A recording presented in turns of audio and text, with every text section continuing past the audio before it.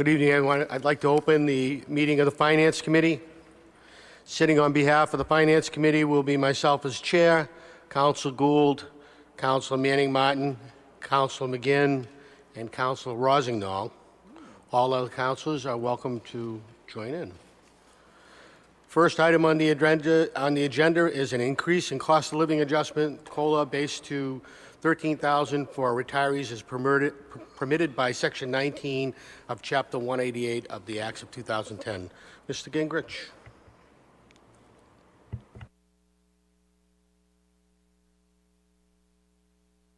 Mr. Freeman.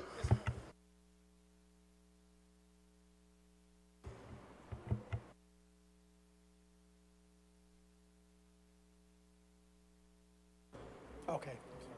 So I provided a fairly comprehensive package for the board to consider. I'm not sure what you've read, what you haven't looked into. I'm just here to answer your questions. Do you want me to hit the highlights? Maybe what you want to do is just give us the highlights of what you're proposing that you want us to vote on.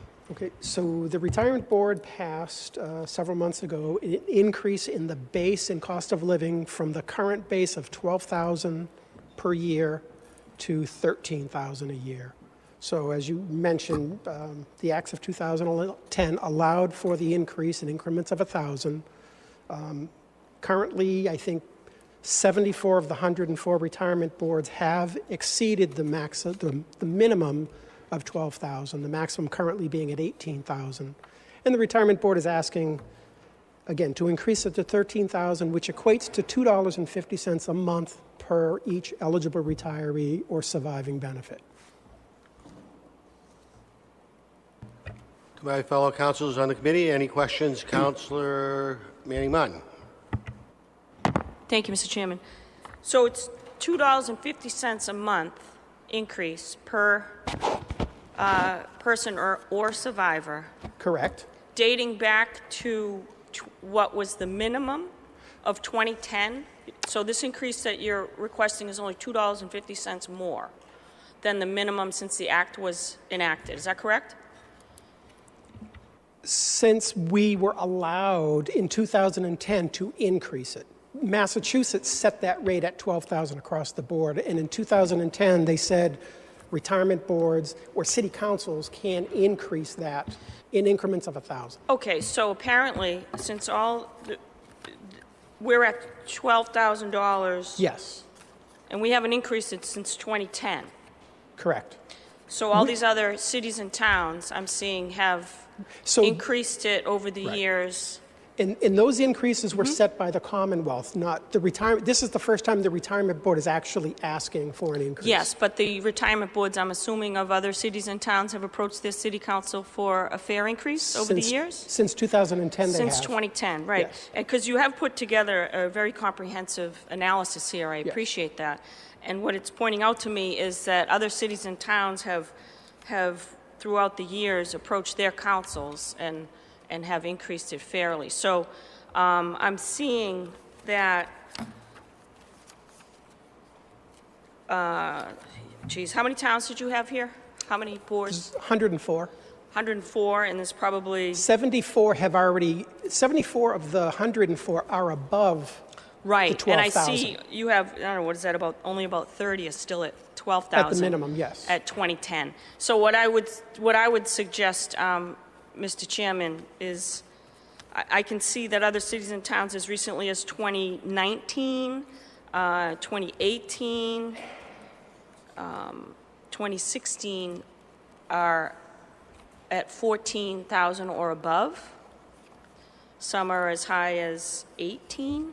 So if we were to go to 14,000, I know you're asking for 13,000. So if we were to go to 14,000, what is that? Instead of $2.50, is that $3.50? $3? It would be $5. $5 Per month, yes, per eligible retiree. So and again, what that means is, so if somebody's making $55,000, we only give them a cost of living on that base amount, that $13,000, $14,000, whatever you approve, and that's it. The remainder is just what they get. So it's not like Social Security where they get the cost of living on their entire Right. pension. This is It's a that COLA. first. It's a Yes. COLA, and I understand that. So,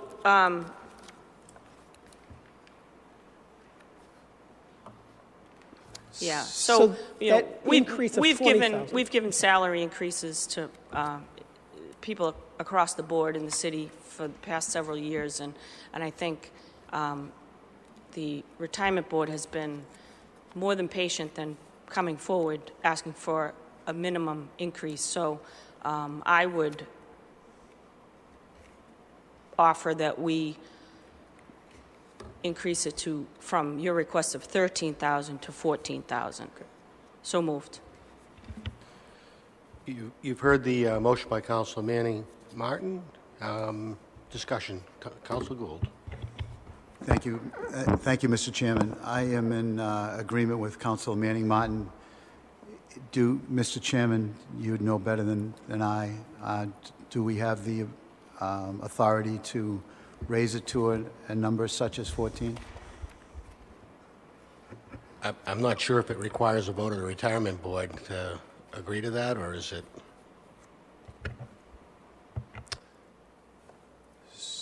So this happened once before when we asked for an increase for the survivors. They were only getting 500. We were asking for 700. The law allows for 1,000, and that's what Councilor Manning Martin requested, and that's what the councilor approved, and the retirement board followed up. I would have to bring it back to the retirement board. The 17th of December is the next meeting to see if they're in agreement with the If I may, Mr. Chairman. with the increase to 14. I yield the floor to Councilor Manning Martin. Thank you. Councilor Manning Martin. Thank you, Councilor Gould. So if we were just to change the language of what has been prepared for us from 13,000 to 14,000, because it is a motion that has to come from the council. If for some crazy reason that the board would reject an additional $1,000 increase, I think we can deal with that then. So I'd like to make that motion and alter the language that was prepared and increase the cost of living, the COLA base increase, to $14,000 pursuant to the local option chapter 188, section 19, the acts of 2010. Thank you. Again, the motion's on the floor to increase it to 14,000. Councilor McGinn. Thank you, Mr. Chairman. On the motion, we do have at least one member here of the retirement board, Mr. DeFranco. I'd be curious to know what their rationale was. So if we could ask Mr. DeFranco to come up and address the committee. Come on down. Name and address for the record, please. Joseph DeFranco, 21 Margaret Road, Peabody. One of the best guys in Peabody. Go for it. Yeah.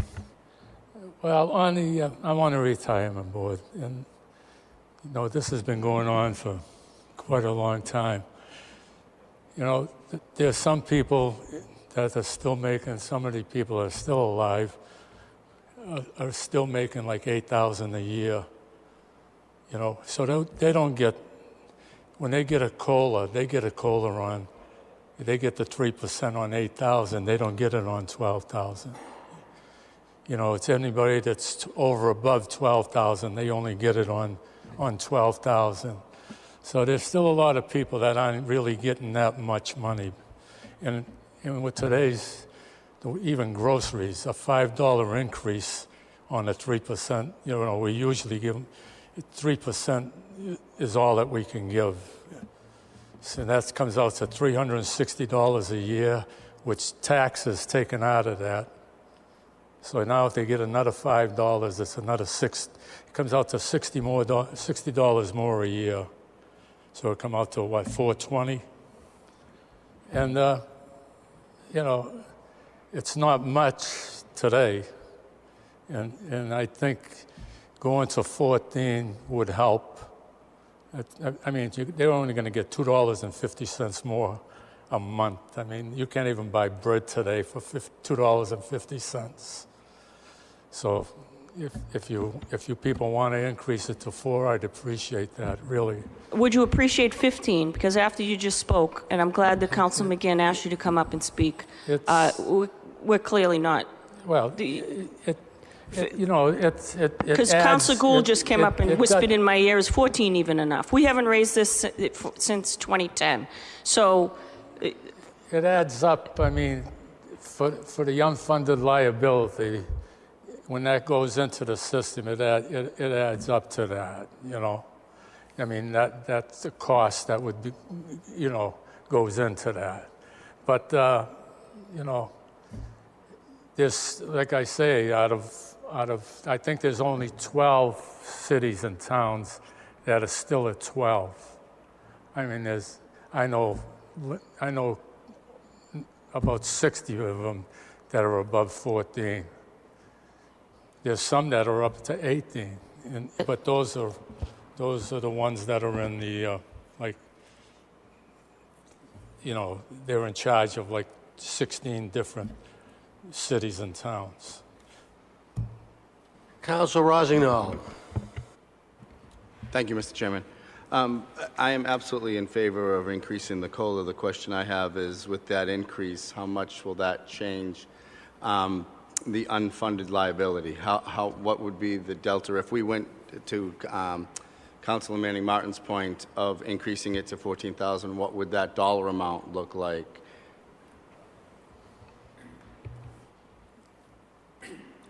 Mr. Freeman?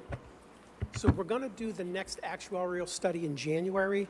So until we give those figures to our actuary, we're really not going to know. Right now, the unfunded liability is 139, 140 million, somewhere in, you know, it depends on what our investments are, but it's somewhere in that neighborhood, whether it's going to add 10 million to that over the aggregate. So right now, the Commonwealth does reimburse us the cost of living for people retired before 96, I want to say now, but that ended. As those people pass on, every year our reimbursement from the Commonwealth does get smaller. So the city will absorb the increases. But for those people that are in that group from the Commonwealth, we will get that funding from them. So we won't take it entirely, but obviously there will be an increase in the unfunded liability. Just what that number is, I can't answer tonight. Thank you. You okay with that? Councilor Gould? Thank you, Mr. Chairman. I'm back to the comments that Councilor Manning Martin made. Mr. DeFranco's here humbly asking for an increase to 13, and I really believe that that isn't sufficient. When you made a point, Mr. DeFranco, about a loaf of bread costs $2.50. It doesn't even cover the increase. So I follow Councilor Manning Martin's lead and would recommend that we go to 15. Thank you. We'll take care of that in amendment. And Councilor Turco. Thank you. I'm not on the committee. I just had one or two questions. I am in favor of the motion when it comes before the full council.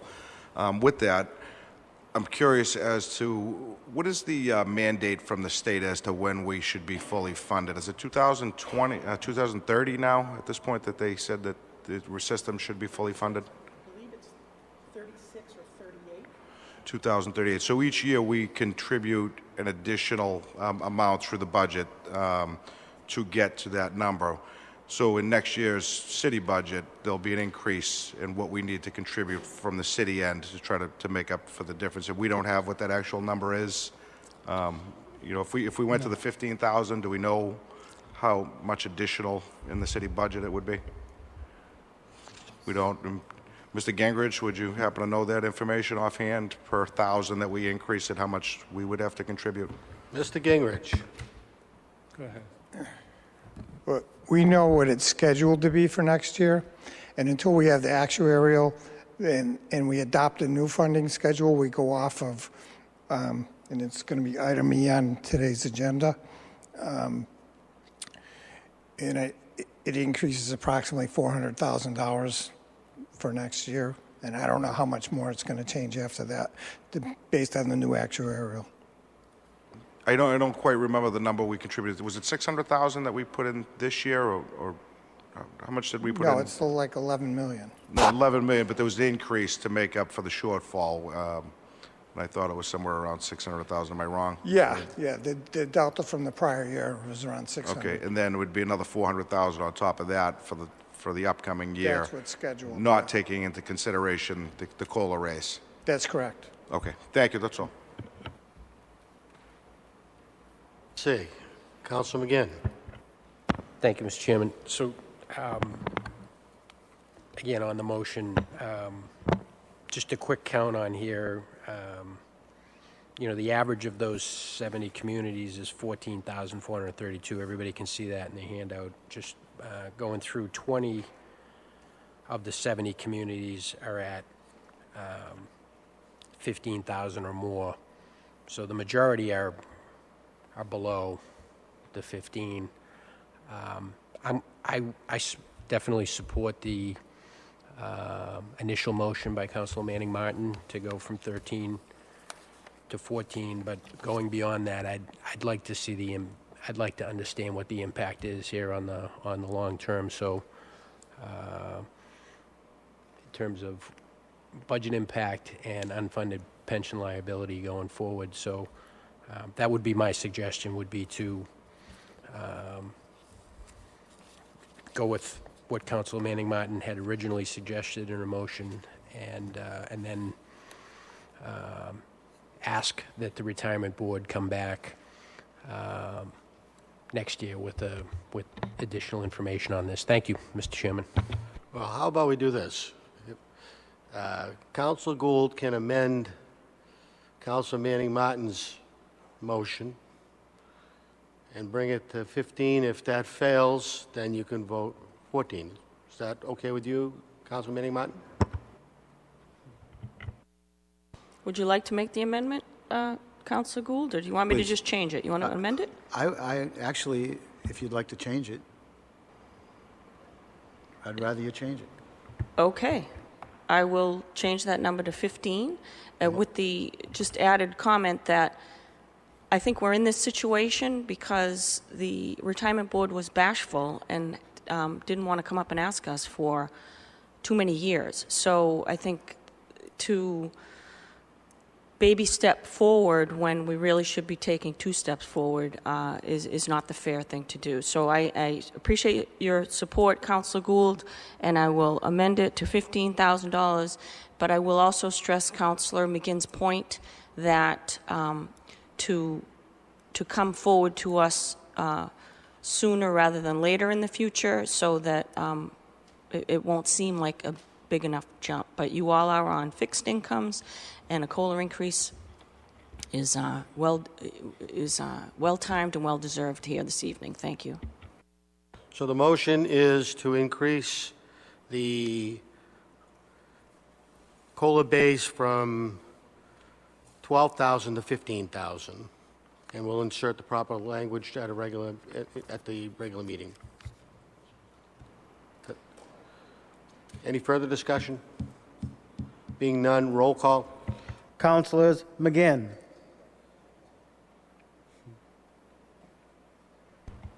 Yes. Rozignol, No. Manning Martin, Yes. Gould, Yes. Gravel. Yes. Motion carries 4-1. Thank you, Joe, and thank Mr. you, Mr. DeFranco. Freeman. Thank you very much. Next item on the agenda, the final closing FY19, June 30th, 2019 budget status. Mr. Gingrich.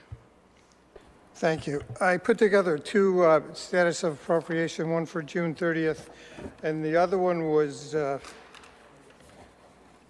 labeled for October 30th, but it was actually through November 26th. So I'll give you some highlights on the June 30th.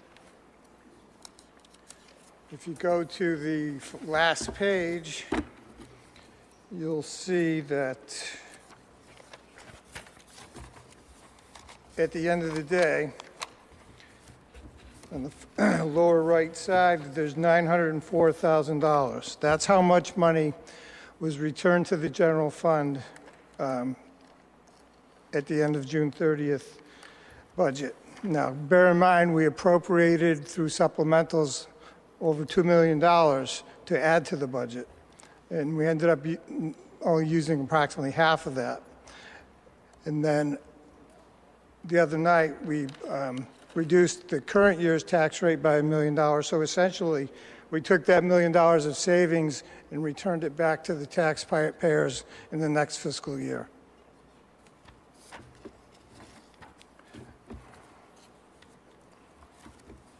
Questions on the June 30th status of appropriations from the council?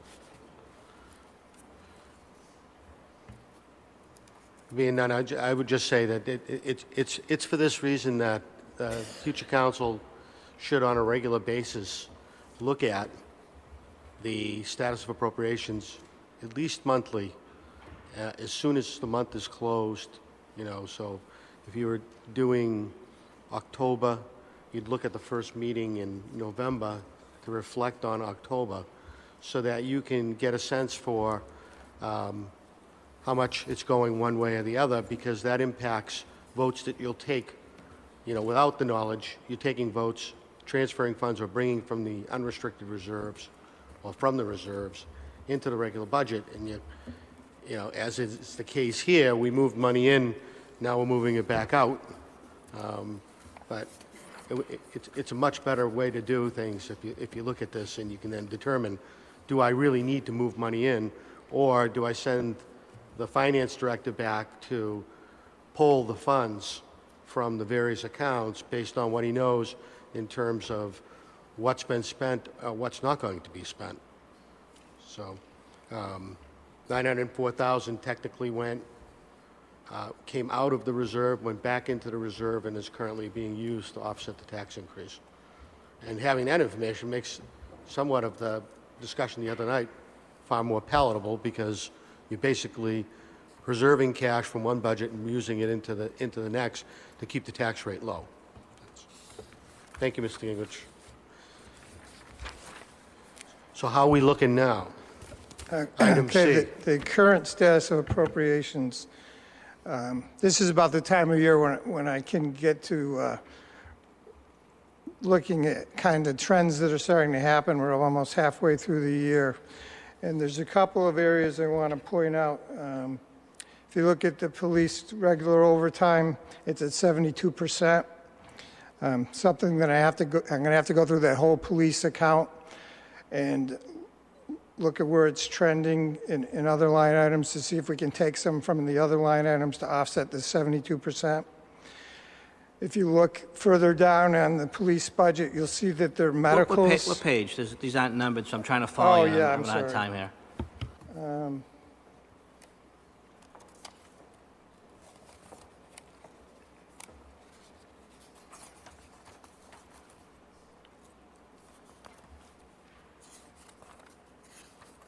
It's about 8 pages in, and it would be, comes right after rent control board.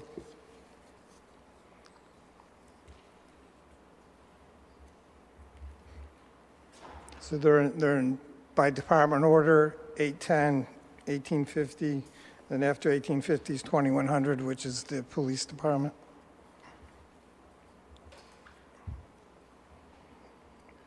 The third line item down in the police department, overtime earnings, it's at 503,000 out of 700,000.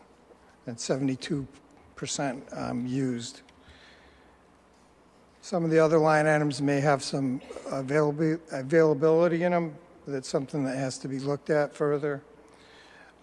But to make the council aware that that's going to be a soft area that we're looking at. And there's a correlation, because on the next page, under their medical and dental line item, it's over by $80,000. So we're paying medical bills for various officers, and we're backfilling them with overtime, so there's a correlation there. And again, we'll have to look through their various accounts to see if there's any availability of funds that will help offset those going forward to June 30th, but there's no doubt in my mind that we'll be coming back for overtime money early into the year to, once I can project out a reasonable number to take us to year end. The fire is another, I always look at police, fire, and public services at this point in the year. And fire is trending okay. They're within the bounds of what I expect. The only really blip on theirs is their medicals. They've just used it. They're just finished complete. They're at 54,000. Their budget was 50,000. So again, there's another area that needs to be watched. And in the public services, I apologize for not having the page numbers here.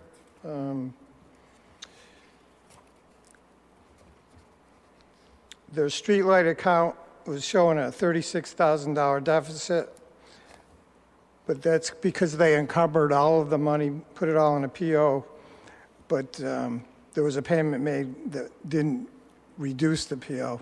And we have to go through the accounts from time to time to check on these glitches that happen. And but if you look at the actual spending, for 5 months, we spent $127,000. That's a trend of $25,000 a month. For the course of the year, it's a little over $310,000. So we're looking at about a $50,000 savings there from what we budgeted because the electric light reduced the rates for streetlights. So that there's going to be a source of funds there to help offset some of the snow and ice that's coming forward. So that's the kind of the idea of how I look at things. Councilor Sasslaw. Thank you. I'm just trying to follow you, Mike, and if we just go back, I did find I believe, overtime earnings under police. I believe it was the page it's on. It's the second from the bottom. We appropriated $900,000, and we're at 463. Is that right? I thought you said 70%, but is it 51% we're at? I think you're looking at fire. The page before is police. Okay. The budget was 700, and the amount spent's 503. So then the police, 700,000. I'm trying. Okay, I see it's 700,000. Okay, there's a 71.99. Okay, I got you there. Okay, so that's police. And then show me on police. If I turn the page, where's the line item of medical? I understand the relationship, but I was just trying to find where it was. Yeah, it's the next page. Yeah. And it's 2, 4, 6 line items down. Medical and dental service. Yeah. 50,000. Spent 130. Right. We've blown through that. Okay. Right. I see that. Okay. All right. So now I'm going down to now we get into fire overtime earnings. You see, fire's in that 40, 50%, and Right. 43% is where you should be exactly. So it's in the medical? ballpark. Medical and dental, we've gone through it, but it's only 4,000, but we have gone through it. Right, Okay. correct. I see that. So, if you could just in the future, because I think Council Gravel's recommendation makes a lot of sense. If you could number the pages in the future. Yeah, absolutely. And thank you for this information. And while I still have you here, Council Gravel, I just did want to say, so you're even suggesting not even quarterly, you're suggesting monthly to look at these things. So would that require basically a motion on a month-to-month basis to look at this, or is this something? No, you I'll could just bring it you could have it just a standing request, and you schedule a finance committee meeting on a standing request basis, and you wouldn't need to make a motion each time. And that standing request will be made at the beginning of the year, would you say? I would say with whoever's the finance committee chair and the new council president. Yeah. Thank you for that advice, appreciate it.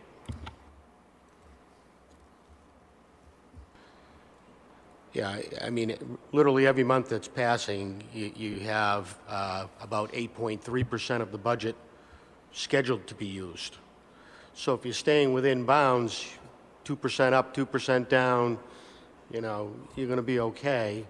If all of a sudden you're, 15% up, you want to look at what's pushing the up and then say there could be natural causes for that, like a prepay on a purchase order, so you encumber a whole year. that's driving that, because it's not linear. But once you know that, then you kind of know what to play with in between, and you know what to expect in terms of how much of the reserve, and it gets more accurate as you go. So in month 8, 9, 10, you know, you're coming down to, and there I would focus my attention on the salary accounts in particular, because those deficits or those surpluses would be directly related to hirings and directly related to the lack of hirings. Maybe you left the position open, so you're picking up dollars along the way. Just a way to keep things focused. And just following up on that, Mike, we had a situation with the transportation costs with the school last year. So that's just something where we could probably get ahead of too if we were having to spend an exorbitant amount of, you know, because of the laws of having to have the kids come to Peabody. They start in Peabody, they have to continue in Peabody. This would be something we could probably uncover at the beginning of the game, probably rather at the end of the game as well. Yeah, I tend to look at the school department budget more as a rolled up, and the school committee looks at the 700 line items individually. But yeah, that's a good point. Any further questions? Councilor Manning Martin. Thank you, Mr. Chairman. Mr. Gingrich, could you point me to the treasurer's section? I believe I'm looking at it. Is it Page 3. Right after assessors. of July to October's? Yes.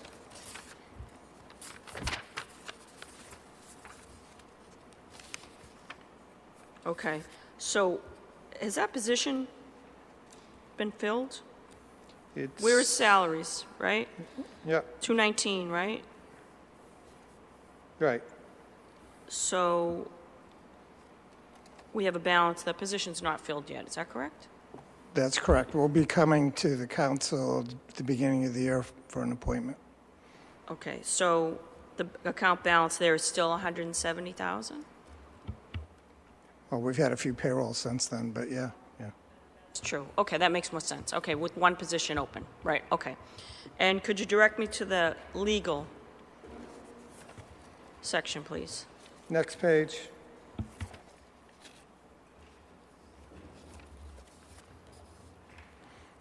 It's at the top. There's only 2 line items, salary and legal expenses. So we have salaries. It was at 162 in October. Okay, that makes sense. And then, but we appropriated almost 80,000 legal expenses, and this, in October, there was 45,000 balance. Am I reading that correctly? Yep. Okay. All right, thank you very much. Okay.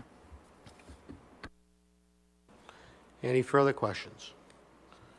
Being none, thank you very much, Mr. Gingrich. I appreciate the effort. Last item on the agenda is item D.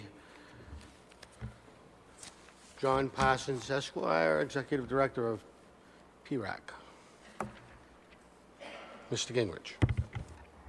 Yeah, so this is the funding schedule to give you a sense before the previous vote that the amount the city would have to appropriate for FY19, FY20, which has already happened, then projecting for FY 2021. And it's broken out by the city's portion, the electric light portion, the housing authority portion, water and sewer, the old hospital, Brooksby Farm, skating rink, and golf course. The city is responsible for the golf course, the skating rink, Brooksby Farm, the hospital. We pushed water and sewer to be separate enterprise, and the city amount is also part of the city budget. The housing authority contributes to the pension system on their own, and so does the electric light. So we're not responsible for that piece. So going budget to budget, this current fiscal year, the city's obligation was $10,418,000 out of the city budget. That's projected to be $10,797,000 in FY 2021. That's $378,000 increase. And Jim's here if there's any further questions.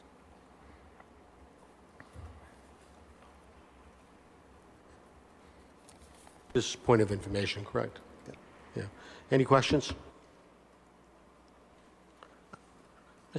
Councilor Turco. Thank you. Just wanted, I'm not sure if it's for you, Mike, or Jim. On the first chart, it mentions the early retirement incentive, and it says fiscal year 2021, it's going to cost us $159,377.